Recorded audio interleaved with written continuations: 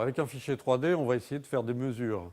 D'abord, il faut savoir qu'un fichier 3D, c'est constitué d'un nuage de points. Et on va relier ces points et en faire des petits polygones qui vont permettre d'avoir une enveloppe sur laquelle on va pouvoir prendre des mesures. Alors on va pouvoir prendre une mesure d'un point à un autre en ligne directe, ou une mesure le long de la peau d'un point à un autre, ou une circonférence, ou un volume, voire même des angles.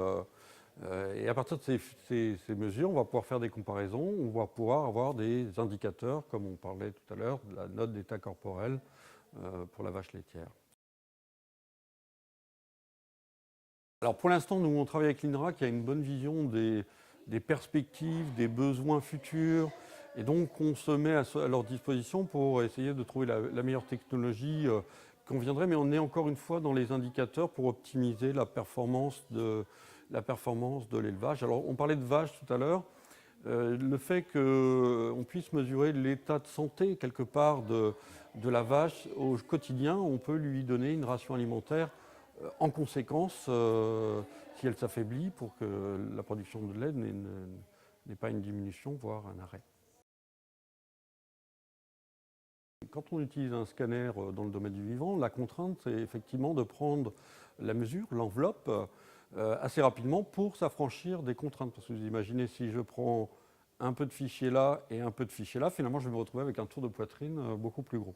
Chez l'animal, on ne lui dit pas calme-toi, ne bouge pas. Et plus on va dans la taille, plus on va vers les petits animaux, plus ils sont nerveux, actifs, et il faut donc être plus rapide. Donc on a cette contrainte-là, il faut que l'appareil soit rapide. On ne va pas demander une précision très importante, mais une rapidité de la mesure.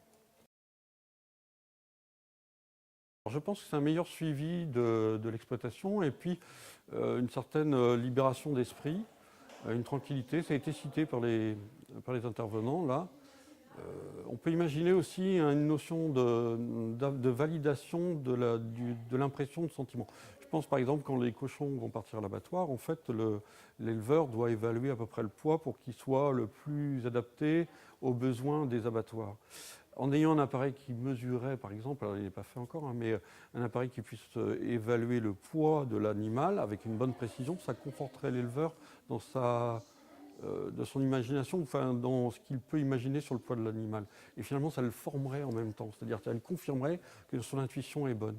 Alors que là, il est obligé d'attendre 8 jours quand l'animal part à l'abattoir pour savoir exactement le poids qu'il avait avec le décalage de 8 jours d'alimentation. Donc un rôle formateur.